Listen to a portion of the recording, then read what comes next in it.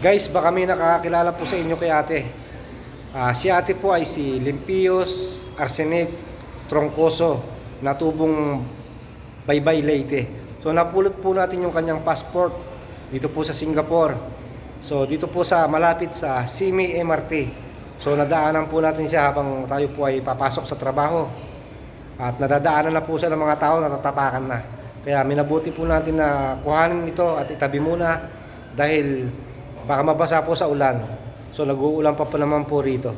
So kung sino po nakakilala kay ate ay paki-message niyo po siya or paki-share po yung ating video para po maraming makapanood at maipaabot sa kanya.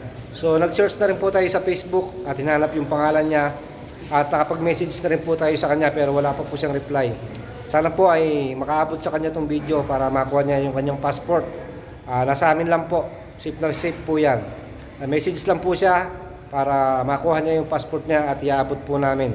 So sa ngayon po ay wala po kasi kaming time para dalhin sa embassy or isurrender sa police station. Dahil po gagawa pa po ng report dyan at maaabala pa po at wala pong time dahil may trabaho po. Gabi na po ang out ng trabaho. So paki-share na lang po para po makaabot sa kanya.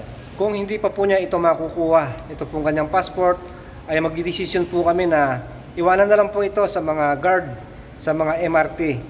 So after po namin maibigay doon sa MRT, ay magtanong-tanong na lang po siya sa MRT kung sino po yung nagsoli ng passport o may ibinigay na passport. So ang mangyayari po niyan, ibibigay po namin sa guard sa MRT at ito po ay dadalhin sa mga lost and found area. So hahanapin pa po niya yon. So hindi po namin madala sa embassy at sa police station dahil wala po tayong time para pumunta pa po ron at dahil po tayo ay busy sa trabaho. So maraming salamat po. Sana po ay makontak nyo siya at makapag-message sa amin at maiabot namin yung kanyang passport.